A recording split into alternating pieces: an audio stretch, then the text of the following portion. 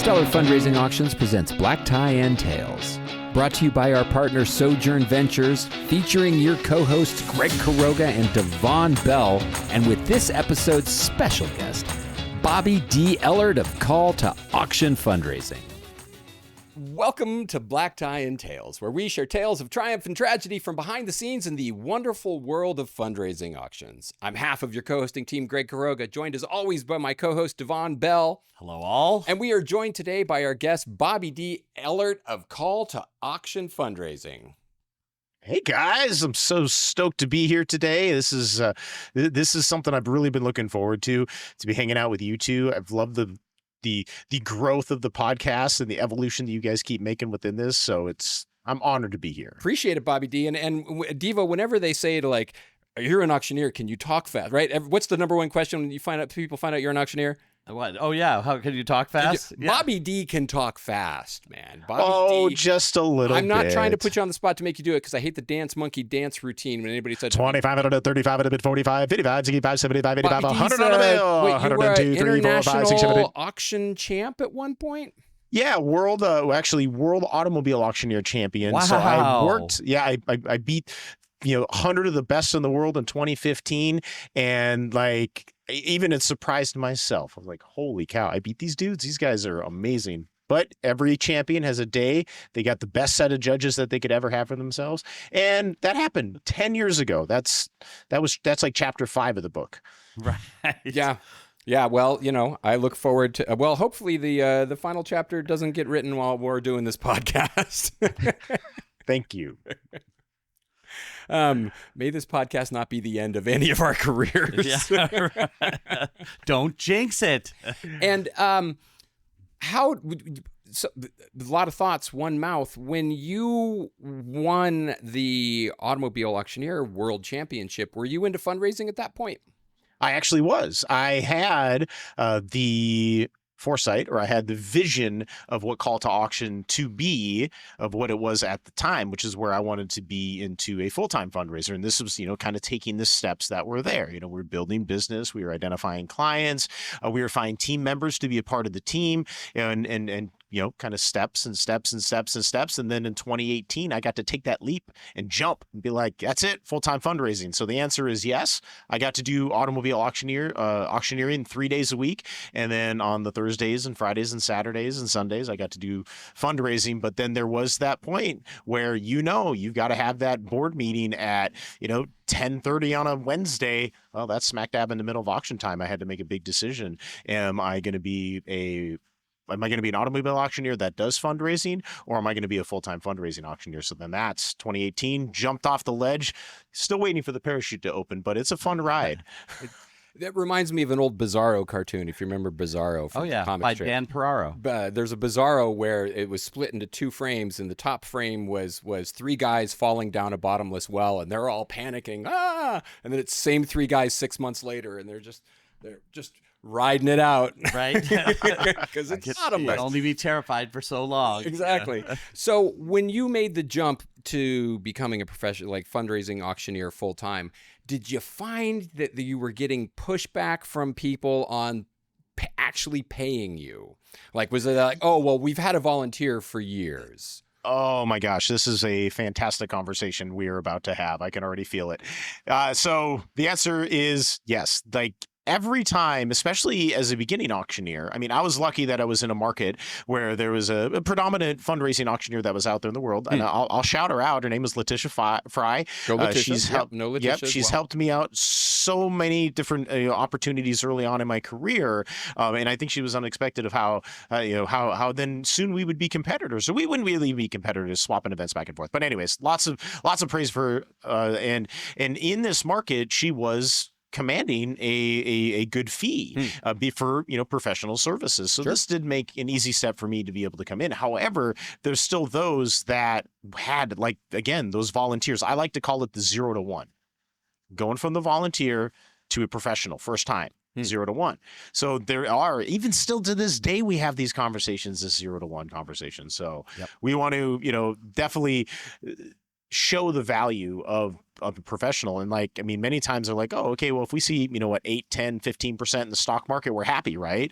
But if you're an auctioneer and you come in and you're a fundraiser, you're like, okay, yeah, I'm going to, help raise your fundraising 8%. They're going to look at you like, nah, that's not good.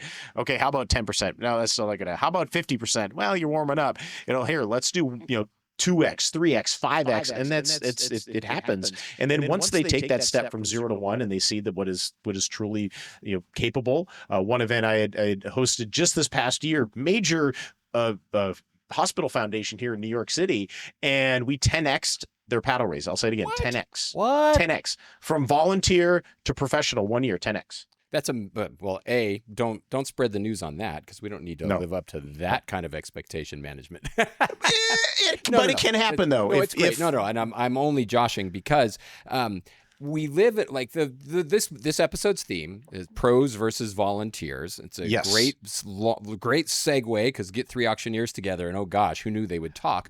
But it's a great segue into the theme. And I think one of the challenges is that we live in this role, this world that we inhabit as professionals, where they're willing to give a volunteer a shot at it. And here's a microphone, go. What's that? They're like, here's a microphone, go. Yeah, here's a microphone, go. And I've heard so many stories of volunteers tanking auctions or barely making the same. And then when they come to you, they're like, yeah, well, if we're going to pay you, we need to multiply it by 10, right? Like the expectations are just off. It's a strange niche that we inhabit. Yeah, I have certainly experienced, and I'm sure you both have, where they're using you and everything's fine, and then someone on the board says that looks fun. I'll do that. And for what free. I'll always say to them, number one is you get what you pay for. So and then number two is keep my number, and after next year see how you feel. Call me back. So. Go ahead. Devo. Yeah. I'm thinking this Devon, but it's like Devo, buddy. So this happened exactly to me. Yeah. Worked with a school for 4 or 5 years. It was great, part of their community. And then the same thing happened. And then they call me back and they were like, Bobby, we got to have you back. I'm like, okay, well, how much did you pay the last guy? Oh, no, he was free. I was like, well, what was the fundraising difference? Oh, it was $35,000. You paid that guy $35,000 to do this? Right. And they're like, no, that's not what we made. I'm like, well, you pretty much could have. You did. You did. That's well put. Except that guy didn't get $35,000 or your school did. So then we've been working together ever since. Nice.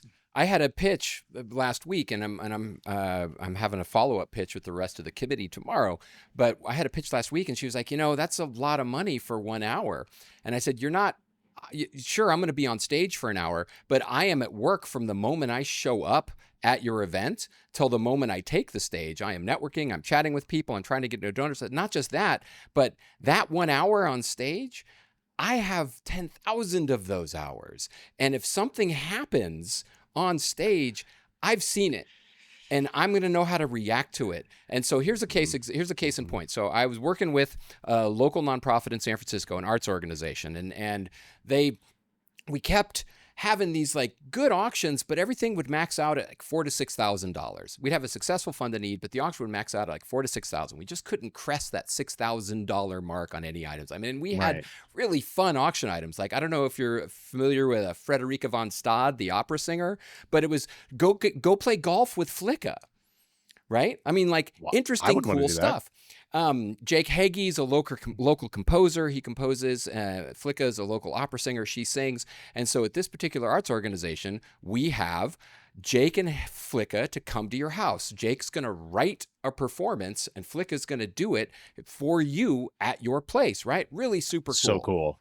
And so cool. And I feel okay naming names at this point because it's going to be the good version here. All right. We tend to shy away from getting sued, but I think this one one's good CYA, buddy. Yeah. We'll tell the tales of triumph. We'll name names. On the tales of tragedy, we'll leave the names out to protect the innocent. This particular organization, I look in the front row, and Gordon Getty is sitting at the founder's table, and I've seen variations on Gordon. Gordon's a wonderfully generous man, but if like any donor, if you don't task him with supporting the organization, he's going to show up and enjoy a good show. And so the auction opens and we do the first lot, and it's a warm-up lot and it's going fine. And you know, Gordon's not doing anything, but I don't expect him to play. But the second lot is the Jake Hagee and Flicka come to your house lot. And Gordon starts bidding.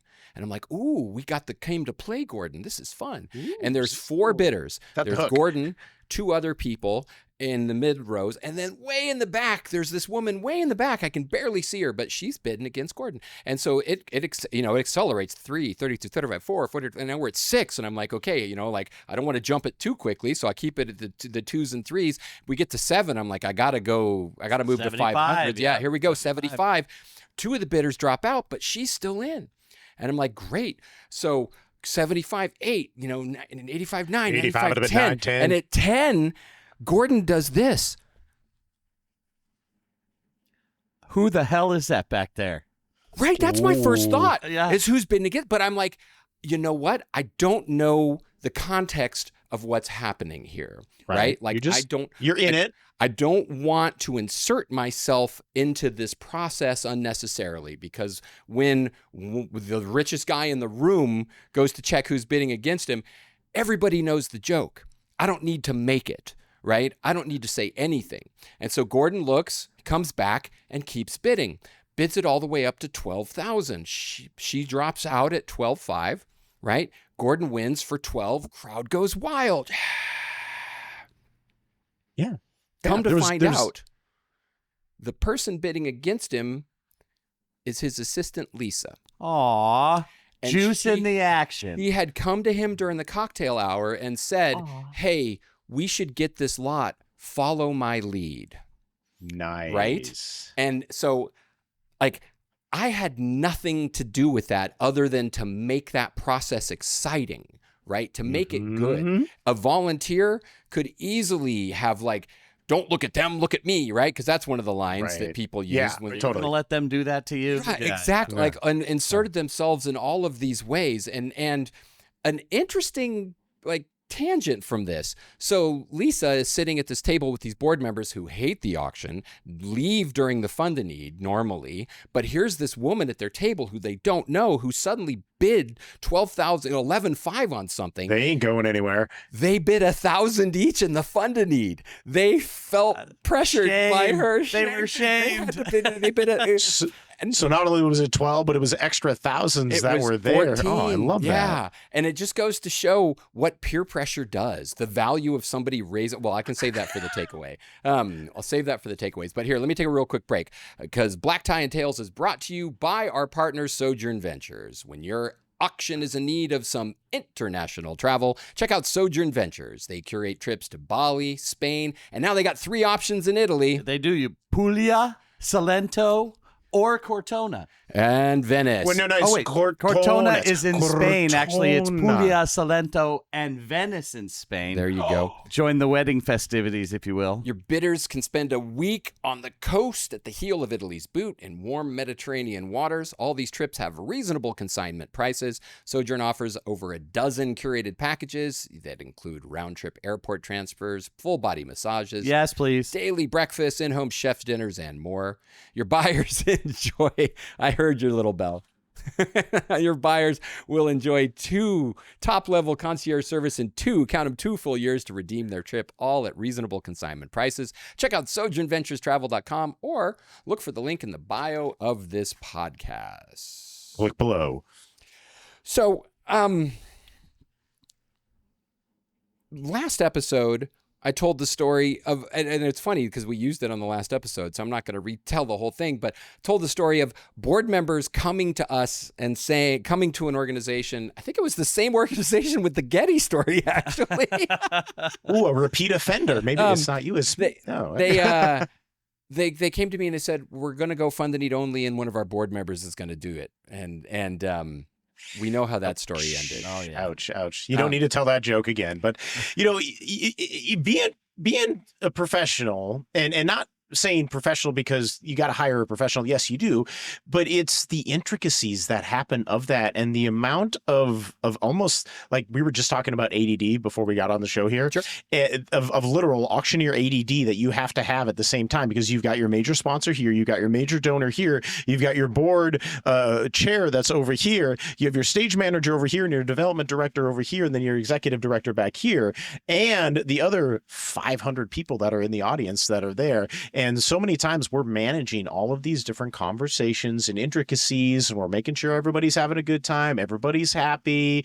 You know, you may have those auction lots, and this is something that we've seen before that you can, you know, do the magic double on, you know, that you're like, here, we actually have 2 of these. And that dance that has to happen, that you have to make sure that you have both parties that are in, make sure that they're both on board, make sure that they're both excited, because this has backfired on me. That's like, you know what, we've got 2 of them, and then the backup bidder's like, you know what, I don't want it. Oh yeah, yourself. They were caught up in the moment, and they're happy to be let off the hook, right? Or that too. Yes. Yeah, they're like, oh well, you were just in. That's I don't like to lean on, because I want them to. I don't believe in killing the golden goose. Yep. But that's or the a moment, sold, you got it because you bid. Yeah, that's a moment I'll lean on them, because like, okay, you were in at 6,500 10 seconds ago. We'll give it to you for 6,500, right? Yeah. Yeah. And being able to again, like, you know, dance that dance and making sure that that's happened. And that could be a slipping point for is a slipping point for a non-professional to be you know, to have that happen, because it's those intricacies of Greg, you said it the best, you know, those 10,000 plus hours or those repetitions of being in that and being able to read that. Greg, I want to ask you a question. Sure. Sorry to take over the interview here real quick. No. It's not an interview. Do you still get surprised by things? Oh gosh, yes. All the time. I still get surprised by things. I still get nervous before I go on stage, actually. I'm just really good at channeling those nerves. And what I tell everybody is, the day I'm not nervous, fire my ass. That's right. Because that means I don't care. That's right. But I still get surprised by stuff. Good and bad, you know, like, but we tend to we tend to remember the bad, because that's just the way our brains are wired. But like, I still get surprised by good stuff. I'm trying to think of like the biggest surprise, because I always have recency bias. But you talk about the if then, right? It's not that I'm bored of doing auctions. It's that I've done enough auctions that I can think about other things while I'm doing auctions. And so I encourage clients. I'm like, hey, let's do an if then. Right. And like, what do you mean? I said, well, if we so you've got a consignment. If we get to here. Right. We've got a consignment package. Right. And one of the pitches that I used to be really vehemently opposed to consignment packages. I'm like, we're taking money out of the room. Why would I want to take money out of the room? And one of the consigners came back to me and said, fine, then do my consignment package last. You're taking no money out of the room at that point. It's the last thing of the evening. And I'm like, oh, okay, I'll try that. And lo and behold. And also, because Bobby D, you're friends with Beth. You know, Beth does data. Beth Sandifer, we love Beth Sandifer. Shout out Beth Sandifer. Beth Sandifer events. If you ever need anybody to crunch numbers for you at your auction and come up with data that you didn't know existed, Beth Sandifer is your human. She event genius taught me all about how people who bid are not the same as people who give. That's right. Two different donors. I've come up with a whole philosophy straight off of this. Oh yeah. One's a value prop and one is being philanthropic. And so if the value prop people aren't going to give at a higher level, then sure, let's leverage consignment. So I'm doing a consignment. I'm doing an auction, and it's one of those dream auctions, Bobby D, where everything sells for $25,000 to $50,000. When you start, it's a sea of paddles, and you just say numbers. So you're not actually pointing at individual paddles. You're just raising numbers. The opening bids are, they're just guidelines, really, for where we're starting, and the increments like those with like. There's some auctions where I'm going to be grinding out $100 and $200 in my increments all night, and that's fine. That's what that night is. I embrace that. I try to have fun with it, right? Like that's. But if you feel the vibe of generosity, you're like, let's go. We're going to do $1,000 bids. Never less than. Start the bidding at $3,000, $35,400, $45,500, $55. Just you never even. And so our final lot of the night is a sojourn trip. and it's to go to Cortona. I think it's for 4. It's got the whole deal, right? It's got the chef to come to your place and blah blah blah blah. They've gone all in on the best Sojourn package they can put together, and we did an if then. If it gets to 10,000, sell it 3 times. Cool, great. So the bidding, and it's late, it's dark, it's outside in a vineyard in August, so it's late and dark, and people are like, we're at the end of the auction, people are tipsy, and this trip to Cortona gets going, and I get a bidder at 10, a bidder at 11, and a bidder at 12, and I look back at the person at 10, and I can tell they're done, right? You just know. You can read it. You've got the experience. Yeah, thank you. And I'm like, hey, whoa, tell you what, I've got dispensation. We can sell this $10,000 if you want it. And they say, great, I'm in for 10. And 11 says, yeah, I was in for 11. I'll do 10. And 12 says, I was in for 12. I'll do 10. And then the rest of the room wakes up. Right. And you're like, anybody else at 10? 10 more people. 10 people. And we sell 13 of them at $10,000. And so that's a good surprise and a bad surprise, right?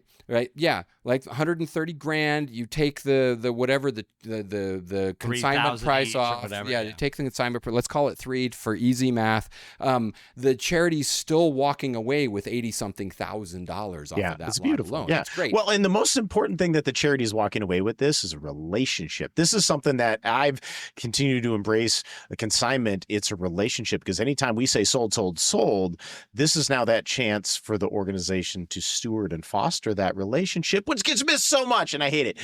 But that, again, is having a professional to be able to manage that and have 13 new valuable relationships that are coming in that have capacity to give $10,000, maybe more. Who knows? Yeah, no, mic drop. That's a fantastic point. Yeah. And tripling a lot is tightrope. Yes. Doubling a lot, sure, not easy, but tripling a lot, all of a sudden you're gauging that third bidder becomes the most important person in that equation. And again, it comes back to that kind of stuff. It takes hours and hours of practice on stage to get good at it. Yeah. Well, and I think you guys said it. You both touched on it, which is if everything's chugging along, if you get an absolute rookie, they don't even know how to close the lot, right? They don't even know how to going once, going twice. But what we can bring to it is not when things chug along. It's when something weird and different and out of the ordinary happens. I can remember 6 years ago when this happened, and boy, I blew it. Right. And then 4 years ago where I did it differently and it went better. Right. That's what they can pay for. What I always tell them is, you know your organization better than me. So you can tell me about that. But I can tell you I've done a couple hundred of these, and so it's going to hard to have a situation that I haven't addressed in some way before. Yeah. I can show you what has worked in the past, best practices, and we'll plug it in as best we can to your crowd. Mm-hmm. Yeah. There was one instance that just happened here recently. It was the zoo on the East Coast, and it was they had been using professional before. They're like, you know what? We just want to change the music now. So we're gonna try something different. So they bring in different energy. It's just like at the club. They drop a different beat, they play a different tune. It changes the vibe. So they're like, okay, let's change the vibe. So it came in, changed the vibe a little bit. We did significantly better than they had. It was like 50-60% more. It was great. But then at the end of the night, I'm just mixing and milling, and I'm sitting with the development officer, and we're talking with one of the bidders, not even a winner. I mean, they did probably raise their paddle one time. I think it's $1,000, nothing. But we're just chatting and da-da-da-da. And I asked the gentleman, I'm like, did you have a good time? I was like, oh my God. He's like, yeah, I had a great time tonight. He's like, you know what? I had such a good time. He's like, we wanted to do something transformational tonight. He's like, well, how much did you raise? We're like, 142,000. He's like, I'll match that. Good night. Good night, everyone. But just the pure fact that it was still that relationship, it was still that conversation, and I could literally see the development director crap her pants right then, and I was like, we're gonna go to the bathroom. But it was just the the entire experience that was within all of it, there was no cringe moments. There was no what I like to call record scratches that happened that like, you said what? You know, those different things. And it just feels good all the way through. And it just builds momentum and it builds generosity and it builds inspiration and all of that. And it just can, I mean, it's like making a beautiful sourdough bread. You just, I'm sorry, I'm getting hungry. So, but in San Francisco, I mean, got to throw it in. There you go. But that's what a professional can do versus the volunteer that's kind of scared, because when crowds see that volunteer on stage and they're kind of scared, they're scared themselves. They like feel bad for that person. They're like, there's no way I could do that. Yeah. Yeah. Oh, well, and I think that's right on. And in that vein, talking about a volunteer versus a pro, I used to tell the first 5 years, I told my clients, don't spend money on professional spotters because there's no way to mess it up. I got to catch the bids. Like, I'll train your people, just bring in volunteers and we'll do it. And that was until I used a professional spotter. Right. And like, wow. Right? Like, boom, changes, game changer. Yeah, exactly. The catching bid, it's not a good, like a hype person or a ring person is a better name, because catching the bids is not what they're doing. No. But seeing a pro, I just did. They're making it happen. They're shucking, they're jiving. Their emotion creates emotion. Yes. When there's a bidder who's in the action, they go over to them and get up in their grill and let's go. Let's have some this fun. Boy. They're like their hype man. You got this boy. They can't touch you, and when I used pros afterwards, I was like, okay, that was money. That was seriously getting money out of the room that you wouldn't have otherwise. And they can 100%. say things on an individual one-on-one basis on the individual level that we can't say from the stage. Right. Like they can have a little bit more, because I tend to err on the side of the lowest common denominator. I have fun with the people I'm having bidding with, but if I say something through the microphone, it goes out to the entire crowd. Everybody hears it. And when you say something about somebody, even if it's 10 seconds, they hear hours. Yeah. Right. Mm-hmm. And so when you say it over the microphone, and if you say something that irritates the bidder, boy, do they hold it. But but the hype people, the ring man, the ring women, the ring leaders on the floor, we call them fundraising ambassadors. There you go. I like that. The fundraising ambassadors. FAFO, fundraising ambassadors. I got to put it out as Scott Jones is the one that came up with that. So that's I don't think you got it copyrighted yet. But anyways, I'm 100% a proponent of fundraising ambassadors, hype men, ring women, ring people, that are out there to help create that energy. It's a huge ingredient of call to auction to have professional ringmen that are there. Now, it's a part of our training program of bringing people from ringmen into, professional fundraising auctioneers. And it's a part of, again, like I say, a part of their training, kind of a stepping stone, because there's so many times that as auctioneers, we can tell people about situations, but it's until they feel that situation and they're in that situation and they see a reaction to that situation, then can come back to it later. Then they're like, oh, that's why you did that. That's why you did that. Yeah. And having those professionals in the room. Now, I do have to really make a shout out. My wife, Erin Ward, my favorite auctioneer in the entire world.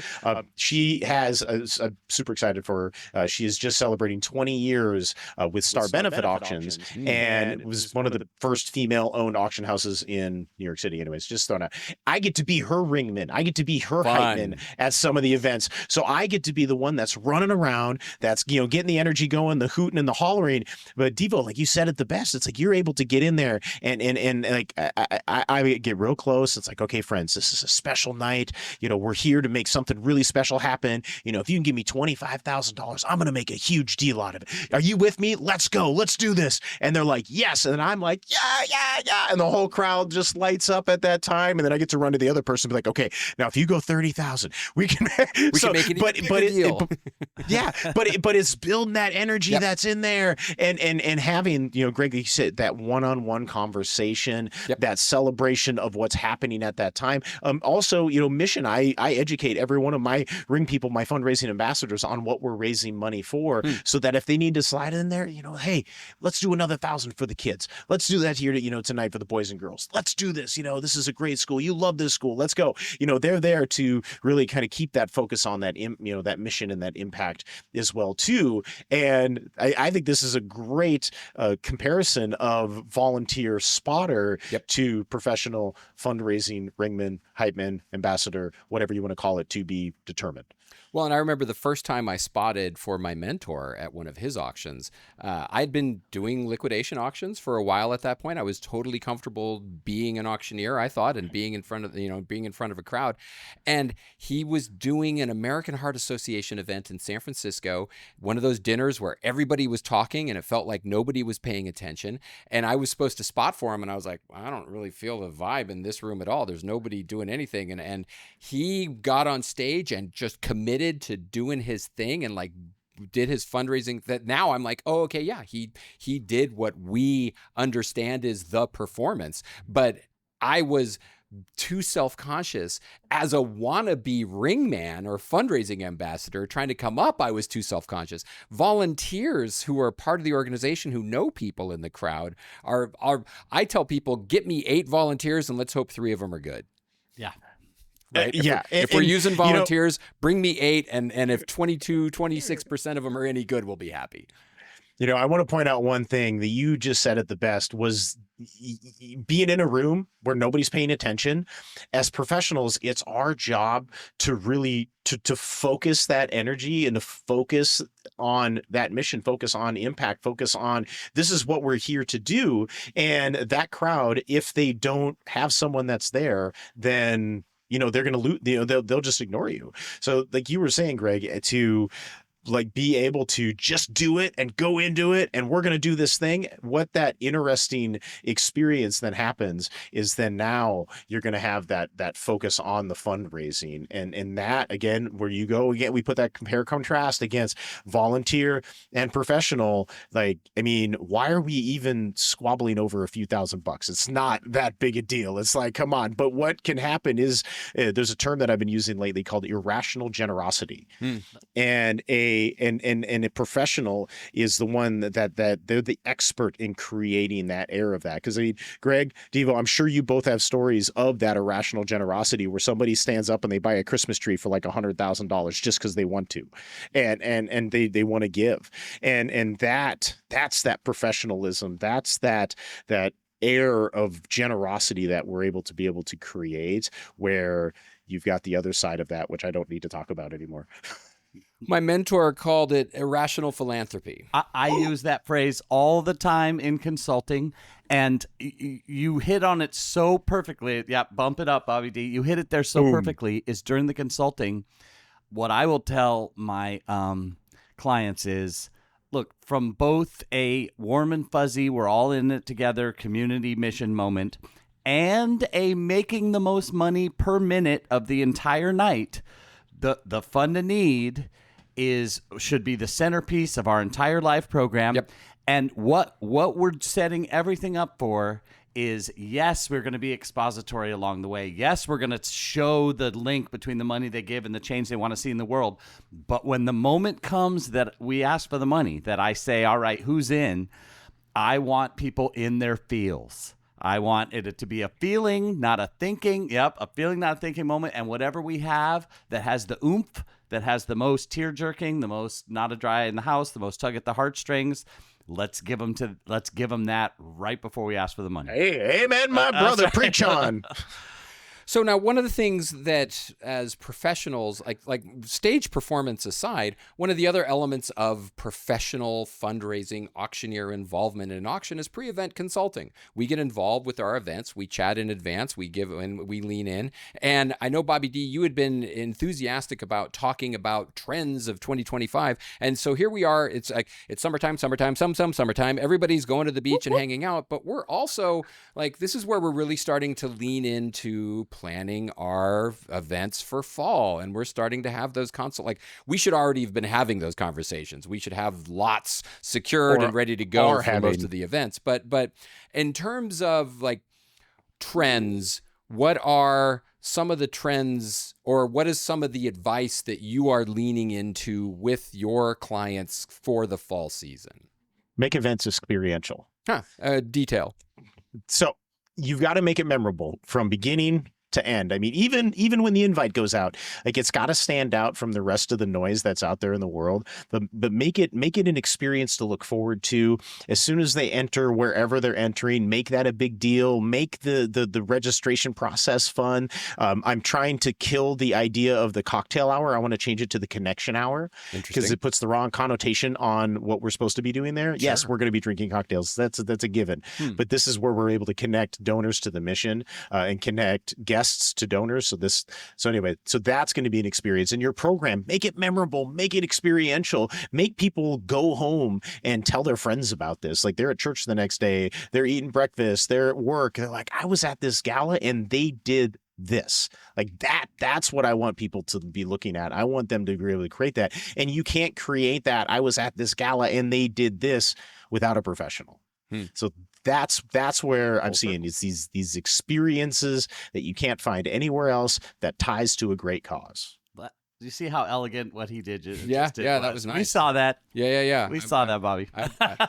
Shades drop. I took that ride with you, and here I was expecting like, don't do jewelry in an auction. Yeah. Oh, did I go too deep? Not at all. I am a bit of a fundraising philosophy. We had jewelry in the auction, and not only did we have jewelry in the auction, it wasn't pretty. It was not accessible, and not only do we have not pretty, inaccessible jewelry in the auction, but the jewelry store that donated it put max value on the donation, insurance value. Yeah, totally. So it was. I love the connection hour that because some of the best fundraising events I've seen have had some element of connecting mission during that first gathering time, whether it's through scavenger hunts to go around and learn things from stations, whether it's video screens that are just basically telling the message and the story, whether it's members of the organization or people who serve who are there to share their story. But I love Connection Hour. Yep. Yeah. And I love you talking about it being experiential because I think it lends itself to your guests leaving the event. Maybe they spent a little more money than they expected to, but what they're talking about is not how they feel weary and leaned on. They're talking about this happened and it was so cool. That's it. I can't wait to come back next year. All right. I've got one more insight that I've seen. It's called the anti-gala. I don't know if you've seen that yet or not, but it's happening. And we're working with a lot of organizations that are looking for something different than the black tie gala. And we're kind of coining it the anti-gala or the un-gala, like the un-cola kind of thing. It's just a bit different. And we're actually doing a webinar here in about a month on that and talking about how to create one of these different events that's not so gala-y, where you've got the beer, you've got the wine, you've got the, the cheese, all of that, the program 20 minutes less, fundraising, paddle raise, all in, all done within 2 hours. Link in the description of the podcast. Amen, brother. All right, guys, I know we got just a couple minutes left. I got to first say, it is so cool hanging out with you guys. Back at you, Bobby D. So cool. Like it's so rare. And this is such a very lonely industry where it's to be able to just rap back and forth like this and kind of talk about the good, the bad, and the ugly. Like, oh, this gets me fired up. I want to do an auction tonight, but I'm not. No, you're so right. You can't talk shop with just about anybody. Like, how about those flashing glow sticks? Too much. Too much. Oh, and the centerpiece. Oh my gosh, the centerpiece. Right. Tall centerpieces and pillars. The bane of our existence. No way. We could go on for days. For days. Well, thanks, Bobby D, for joining us today and spitting wisdom as always, brother. Oh, thank you so much for having me too, and keep up the good fight. Like, I'm so stoked to see the new episodes come out and keep listening to this, and let's just keep diving deeper because there's more impact to be made, and together we can all do this. Thank you, listener, for joining us for this episode of Black Tie and Tales. As always, you can find the podcast on Apple, Spotify, Google, YouTube, and all your favorite podcast distribution channels. You can also find it at blacktieandtales.com. Don't forget to hit that like and subscribe, and we will see you next time when we talk about And Then It All Went... Sideways, south, sour, good? Bad, I don't know. Good. Yeah. Dun, dun, dun, dun, dun, dun, dun. Thanks, Bobby D. Bobby D, appreciate you, brother. Thanks, guys.